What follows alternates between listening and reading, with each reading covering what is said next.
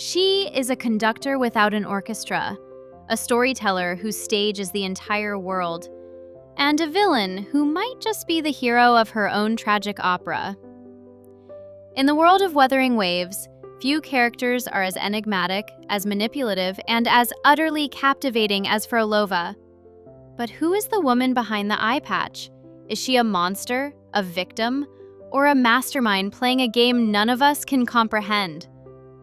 Today, we unravel the story, the theories, and the hidden truths behind the Fractsidus' most mysterious overseer. This is the full story of Phrolova. Our first introduction to Phrolova isn't a subtle one. Alongside her associate Scar, she appears as a powerful overseer of the Fractsidus, a shadowy organization with world-altering ambitions. In Huanglong, we witness her power firsthand.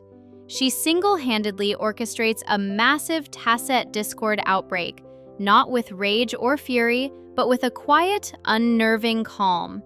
She wields a red spider lily, a flower called a Lycoris, like a conductor's baton, guiding monsters as if they were musicians in her symphony of destruction. This isn't just villainy, it's a performance. Her design is filled with clues. The bandage over her eye hides her most striking feature, but it might also be a symbol of her faction. Many Fractsidus foot soldiers have a single, glowing red eye, suggesting this is their signature. And the flower she carries is just as important. In folklore, the spider lily is tied to death and reincarnation. This perfectly matches her official description, which says her music bridges the gap between life and death. It's a hint that her entire story revolves around loss and rebirth. She even refers to events as a story or a performance, calling her grand plan the Thespian's Coronation. The villain we see is a role she is playing, on a stage of her own making. To understand Phrolova, you have to understand the Fractsidus. At first, they seem like a simple death cult bent on destruction. But the truth is far more complex. Their main goal is to provoke the next lament. A lament is a global disaster that unleashes Tacet discords, but it also awakens resonators, humans with incredible powers. The Fractsidus believe that by forcing another catastrophe, they can trigger the next stage of human evolution. They're willing to push humanity off a cliff, believing it's the only way to teach it how to fly. Their methods are extreme.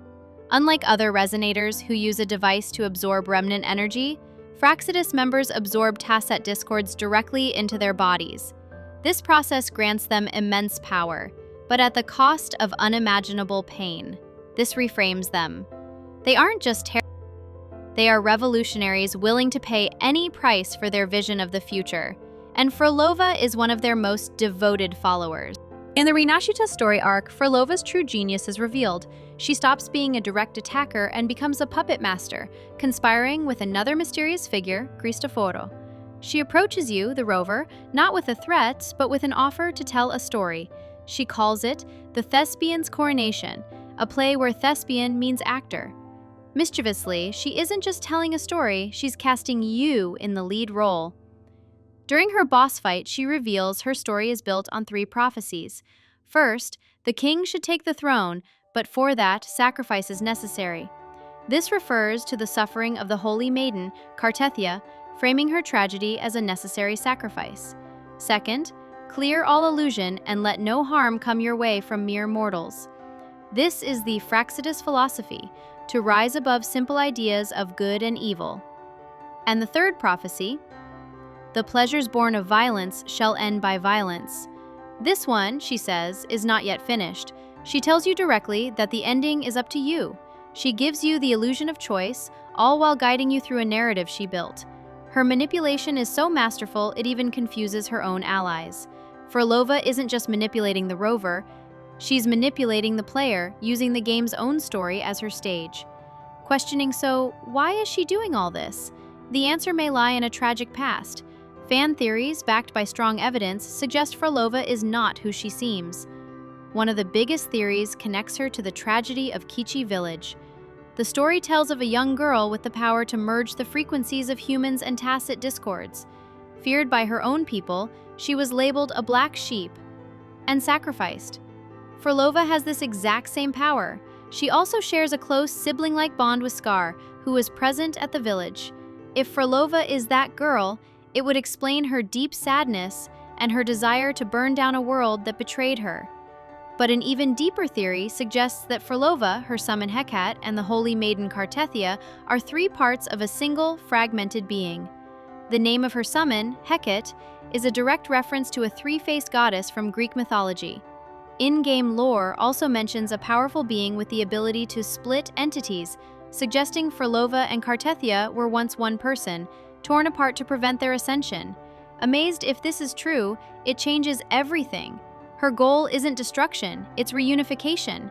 Her villainy is a desperate performance designed to manipulate the rover into helping her find her lost half and become whole again.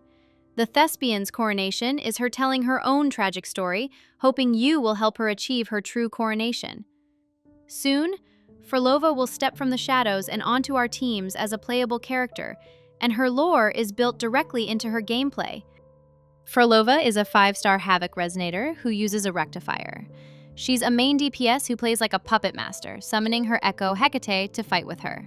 Her entire kit is themed around music, with abilities named after musical pieces and a powerful attack called Scarlet Coda. Leaks even suggest she has a hidden corrupted form where she removes her Eyepatch to unleash her full power. Here's a quick look at her kit. She uses a Rectifier and deals Havoc damage. Her main role is DPS, but she can be flexible. Her key mechanic is summoning Hecate, whose damage counts as her own. She builds up musical pieces with her attacks to fuel her powerful abilities, and her ultimate, Suite of Doom, has her command Hecate to unleash devastating attacks. When she leaves the field, she buffs the next character's Havoc and heavy attack damage, making her a fantastic team player. But making an antagonist playable raises a big question. Is this a redemption arc? Or is joining us just another move in her grand performance? Many fans hope she remains the complex, morally gray character she is, rather than getting a rushed redemption. Phrolova's journey is one of incredible depth. We start with a villain conducting monsters. We uncover a potential victim of a terrible tragedy. We see a master manipulator directing a play on a global stage. And finally, a fractured soul trying to become whole again. She is not just one of these things, she is all of them at once, making her one of the most compelling characters in Wuthering Waves. As her story continues, the biggest questions remain. What is her true endgame? If she reunites with Cartethyia, will she be a savior or a threat greater than anything we've ever faced? Are we, the player, just a pawn in her game, or will we be the one to finally change her script? The final act has yet to be written, and the choice, as Phrolova herself would say, lies with the performer. What do you think is Phrolova's ultimate goal? Do you believe she can be redeemed, or do you want her to stay the magnificent villain she is? Let us know your theories in the comments below. And if you enjoyed this deep dive, be sure to subscribe for more Wuthering Waves lore. Thanks for watching!